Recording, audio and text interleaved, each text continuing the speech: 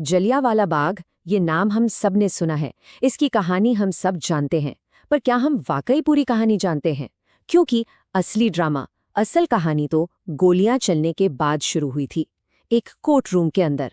तो चलिए आज उस हत्याकांड के बाद जो अदालती कार्रवाई हुई, उसकी अनकही कहानी को समझते हैं।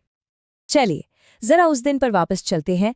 तारीख थी 13 अप्रैल 1919 और जगह थी अमृतसर का जलियांवाला बाग।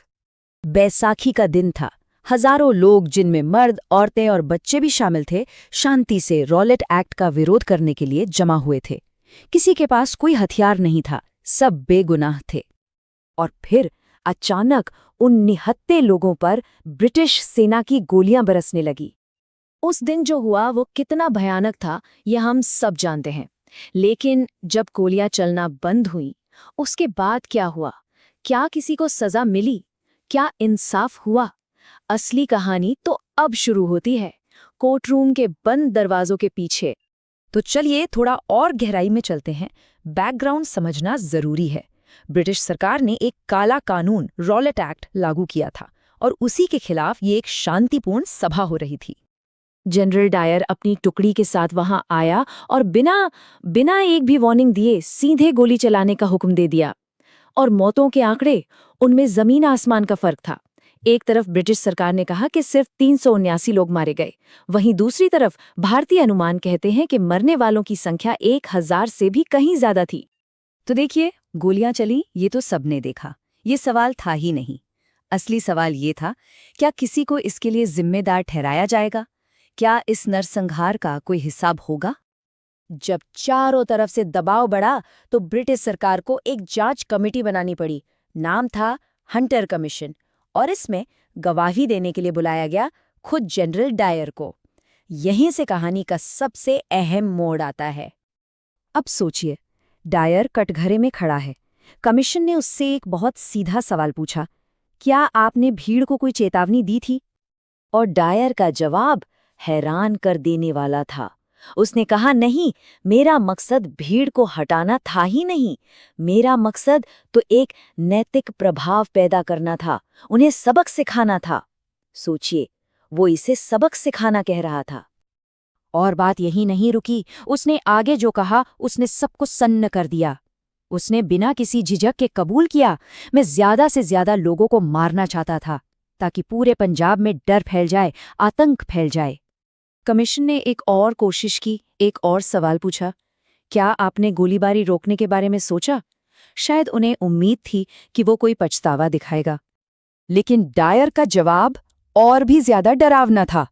उसने कहा, मैंने तब तक गोलियां चलवाईं जब तक कि हमारे पास से सारी गोलियां खत्म नहीं हो गईं। मतलब साफ था, कोई पछतावा नहीं, कोई अफसोस नहीं। ये गलती से हुआ कोई हादसा नहीं था। ये आतंक फैलाने की एक सोची समझी, ठंडे दिमाग से बनाई गई पॉलिसी थी। तो इतने भयानक कबूलनामे के बाद फैसला क्या हुआ? अब देखते हैं कि उस वक्त के ब्रिटिश न्याय की असलियत क्या थी।